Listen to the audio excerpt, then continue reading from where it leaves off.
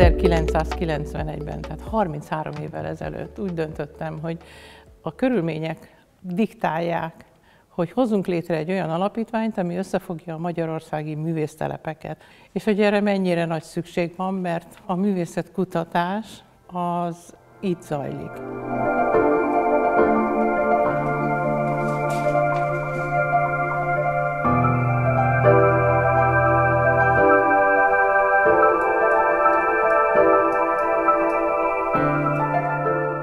Valódi kísérletezés és kutató munka az anyagon keresztül megvalósulhat. Engem különösen azért is vonzott ez a terület, mert mikor elhagytam az egyetemet, akkor még főiskola volt, az égvilágon nem rendelkeztem semmivel. Nem volt saját műhelyem, nem voltak kerámiaüzemeim, fa feldolgozó üzemem, nem volt vasgyáram, és még sok minden más is hiányzott, és ezeken a művésztelepeken, amik zseniális műhelyek voltak, és valamilyen gyárhoz kötődtek, ezekben a műhelyekben meg tudtam oldani egy éves kiállítási anyagnak az elkészítését. Tehát reggel 6-tól este 6-ig bent a gyárban minden nap, ez volt a 2 hetes programtól a 6 hetesig. Egy 5 méter magas, 3 nagy önálló részből álló acélalkotást sikerült létrehozni, ami egy hallatlan nagy élmény volt.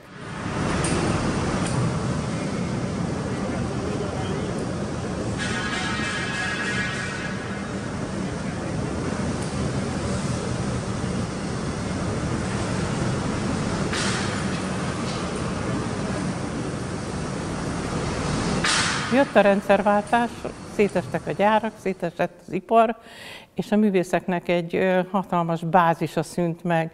Sajnos kisebb stúdiók is, műhelyek is megszűntek, és valahogy a hangjuk a művészeknek nem, hogy felemelkedett volna, vagy megerősödött volna, hanem elcsendesedett. Közben figyeltük mi magunk is azt az alkotóerőt, szervezőerőt, ami bennünk van, meg ami addigra már tudatosodott is, hogy mit, miért és hogyan kell csinálni, hogyan tudjuk hasznosítani. Én közben kiköltöztem Budapestről Velencére, ahol az volt a tapasztalatom, hogy ha nincs jó idő, akkor behalt a város.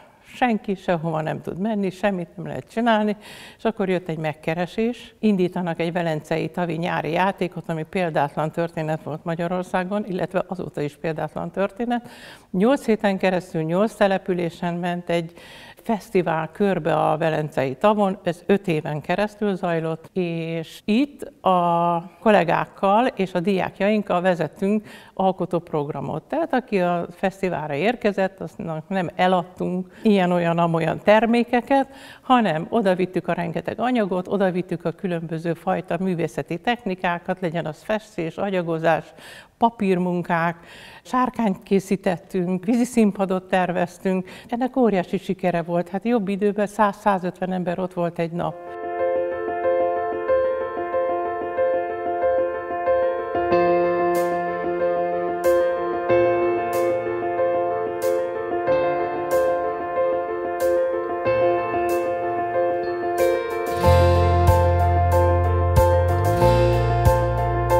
Minden évben készült, minden helyszínen egy ilyen létrázható papír, 25 méter hosszú, 1 méter széles csíkban, telefestették az emberek, ott föloldódtak, utána mentek a festőállványokra, és elképesztő mennyiségű mű született. Na most ennek persze ez a játékrész. Volt ennek egy komolyabb hozadéka is, hogy akiket megkértem kollégákat, hogy segítsenek egy program specialitásába, akkor ők bevitték az egyetemre, ahol tanítottak, a témát. Így terveztek Velencei tóra víziszínpadot a Soproni Egyetemen. A Műegyetem építészeti karán 10 helyszínre különböző épületeket terveztek 2 szemeszteren keresztül a Velencei tó köré. Ez persze aztán tovább gyűrűzött, mert azóta már megszülettek a konkrét tervezési feladatok, úgyhogy bemozdult a történet ezen a szinten is.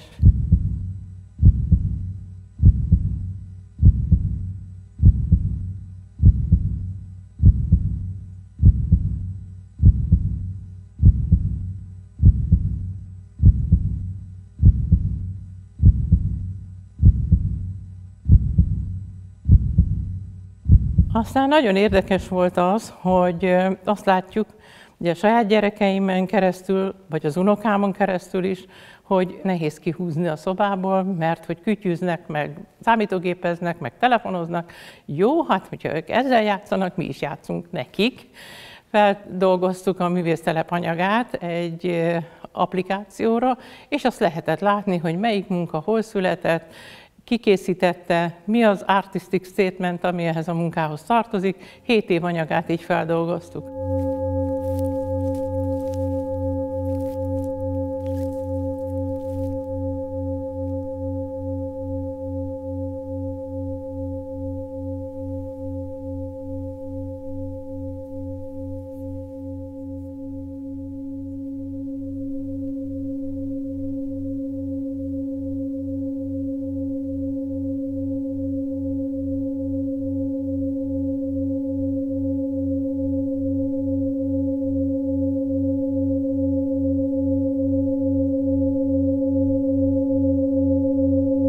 Amikor elérkeztünk a 10 éves évfordulónkra, akkor azt gondoltam, hogy legyünk láthatóbbak.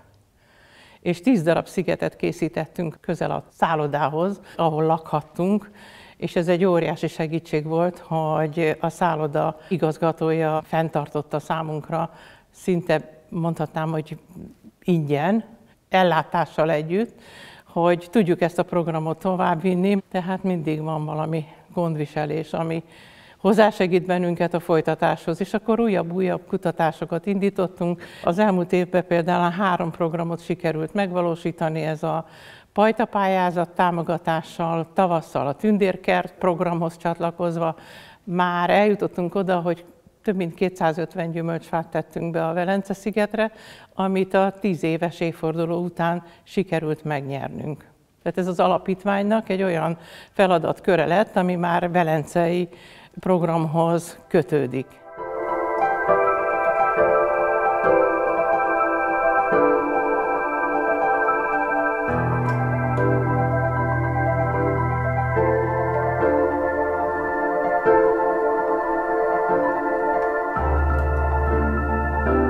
De az alapítványnak sok más feladata is van, például az egyik az országos szimpózium találkozók további szervezése. Az MMA Művészetelméleti Kutatóintézetébe kaptunk meghívást, hogy szervezzük együtt ezt a találkozót, és itt vált világossá az, hogy igen, van egy elméleti oldal, és van egy gyakorlati oldal.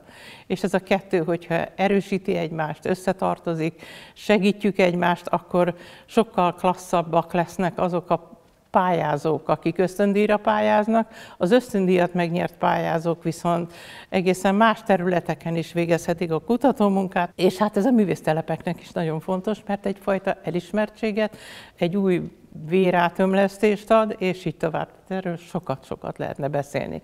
A Villányi Szoborpark felújításában a Duna-Dráva Nemzeti Park nyert egy nagyon szép összeget. A szétesett, szétzuhant, tönkrement szobrokat fel lehet újítani, restaurálni, újra összeállítani. Most van alkalom arra, hogy készülhessen 3 új munka, úgyhogy felélesztjük a Kőfaragó szimpóziont. Ez a 25-ös évnek lesz az egyik legnagyobb, legizgalmasabb feladata.